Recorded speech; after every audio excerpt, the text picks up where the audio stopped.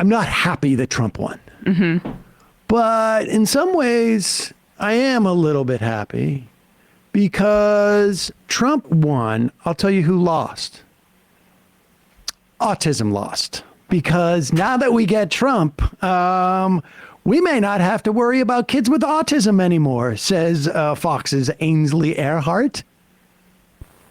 What do you think is the key point here that the president made on that, Ainsley? I mean, what he's talking about here is the fact that he wants everything looked at. I can't imagine who wouldn't want that. Americans agree. The Fox News poll is it's obvious who we like, we're all excited about him. How wonderful is it that we might not have to worry about our children with autism or our kids with, developing cancer, or, it's wonderful that he wants to clean up our foods. Our foods in Europe, when we go to Europe, we can eat pasta, we can eat pizza, we don't gain any weight. I know you walk a lot, but you don't gain weight. You feel fresh, you feel clean, you come back here, you start eating pasta. Pause it for a second. Like, this is, we should be clear. She's talking about Trump talking about Bobby Kennedy. In fact, let's play that clip of Trump doing this. The idea that the pasta in Europe has less calories than the pasta here. Incidentally, if you want, you can buy pasta from Europe in this country. That's the secret. But you know what else they don't do? They don't give you 14 pounds of it when you go for a meal for $6 because they're not because they're subsidizing corn. I mean, this is like, honestly, this feels like a parody. It's so dumb. Play the clip of Trump at the speech, and then we'll show what they're responding to. Can I ask, just clearly, do you believe there's a connection between vaccines and autism? Do you believe there's a link? Well, I don't look. Right now, you have some very brilliant people looking at it. I had dinner the other night with the head of Pfizer, the head of Eli Lilly, and RFK, as you know, and Oz. And we had, and other people within the administration. Pause it for a second. Involved. Listen, incidentally, you've had brilliant people looking at the question of autism for decades. Decades. Oz, incidentally, runs a Medicare Advantage scam. Medicare Advantage is a scam. People who've been on it, who've had problems with it, understand what I'm talking about. We'll do a deeper dive, maybe on the other side of vacation. And of course, Kennedy has made untold amounts of money, literally untold, based upon this. I mean, I would speculate it's in seven figures as a starting point in terms of going around speaking. So you have basically scammers sitting down with Pfizer and Eli Lilly and probably saying, like, take the thimerosal out. And they said, okay, done. We did it 23 years ago. Pretty easy to get that done. But nevertheless, go ahead. And we had, and other people within the administration that are involved, medical. And we're looking to find, if you look at autism, so 30 years ago we had, I've heard numbers of like 1 in 200,000, 1 in 100,000. And now I'm hearing numbers of 1 in 100. So something's wrong. There's something wrong. And we're going to find out about it. What about the Okay. We can go to the, pick it up again with the Fox and Friends. You remember when Trump said, we're not going to let them off the boat and we're not going to test for COVID. And that way there's no COVID. Trump understands this dynamic that things can exist. And if you do not diagnose them, then we think they don't exist. But he can't seem to wrap his head around the other way. I am telling you right now that in 10 to 15 years, we're going to have the diagnosis for autism is going to also is going to change. And we're going to have 5 other sort of like subcategories or 10 categories of what constitutes autism. That we're going to have different types that fall under the autism rubric. I've known, and you can see this too, because the diagnosis has also impacted adults. Right. So 30 years ago, they weren't diagnosed with autism, and 30 years later, they are. And as we said earlier, thimerosal, which was what RFK Jr. has posited was causing autism via vaccines, has been not in vaccines for children since 2001. Yep. So now, like, that's, I don't know how many years ago is 2001 at this 23 point. Years? 23 years. So those kids would be. This was an issue. This was an issue in 2003 and 4. Janine and I had somebody on about this issue. I don't know if I had talked to Kennedy about it at that time, but it was a live issue because it takes 2 or 3 years. Right. And the guy was like, we're going to know within a year or two, we're going to start to see if autism rates fall. We know it was the thimerosal. And I can't remember if it was in 2015 or 2014 where I had a conversation with Kennedy on air. I think it was on Ring of Fire, or maybe it was on this program. Where was it on this program? I remember recording it, so it must have been through the zip. Well, I thought it was I was in Vegas when I had this conversation with him, and I said, you posited it was thimerosal, and I think he said at the time he thought the thimerosal was still in there.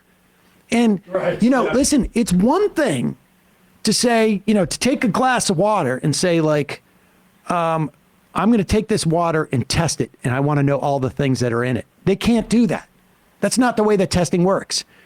But if you say, test this water and tell me if there's any mercury in there, they will test for mercury, and they can tell you. Mm-hmm.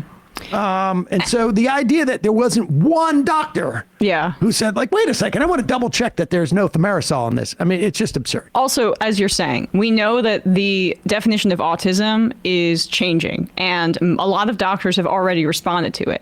It is a spectrum. It's not being referred to in the same way that it was 20 years ago about having autism versus not. There's the autism spectrum. There's Asperger's. There's sometimes intense focus and specialized interests. And then there's also sometimes issues with communication or whatever.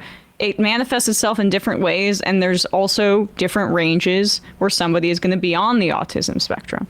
And so, like, the way they're even speaking about a causal relationship, we know that it didn't affect autism rates, even with perhaps a definition being outdated. And even on that end, the autism diagnosis also presents its own challenges in the way that it was administered in the past, because it was way too black and white.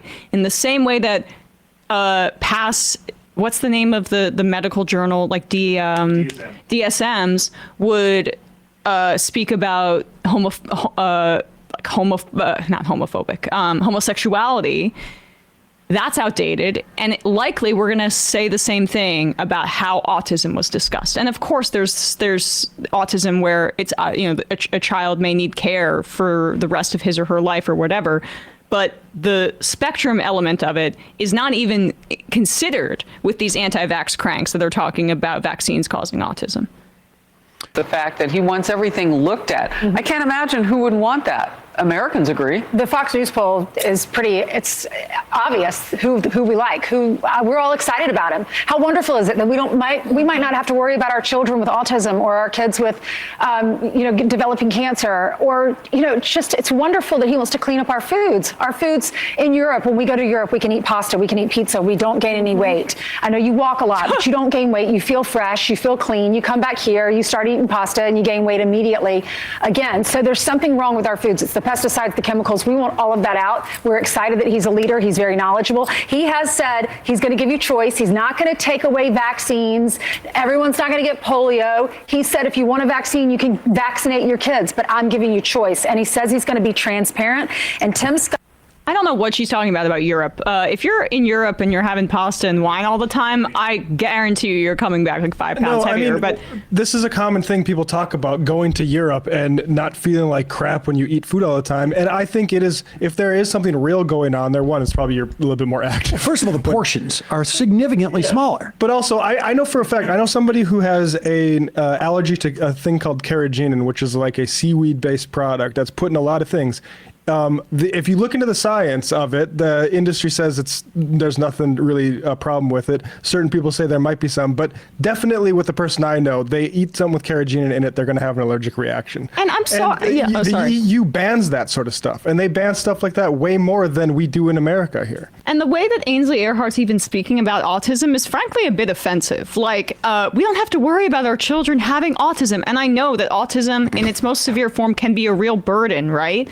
But I think about someone like Greta Thunberg, who has autism or is on the autism spectrum, and she's spoken about this publicly, about how it gave her this sense of purpose and how she couldn't compartmentalize what like society was telling her how she should consume and what she knew what was happening to the planet. And as a child, it put her into a depression and something like that.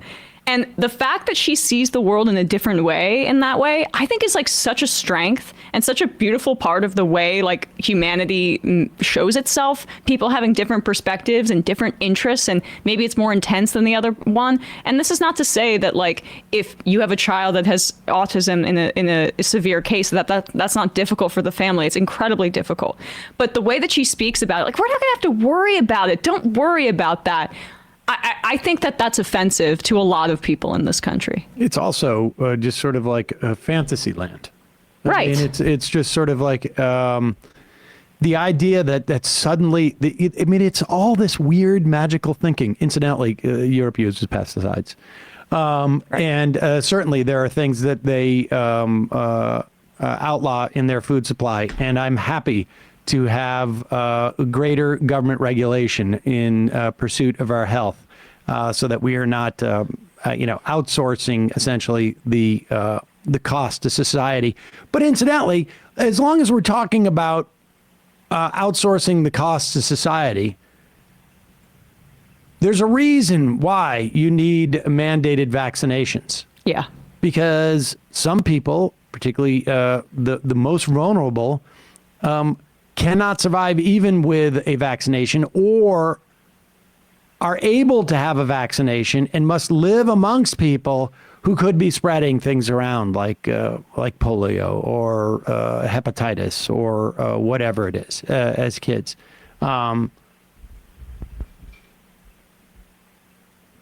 in Spain. Europe here, our foods have a lot fewer preservatives and chemicals. Pretty sure that doesn't apply to regular pasta. What the hell are you putting in your spaghetti? Sam's right. It's mostly the portions.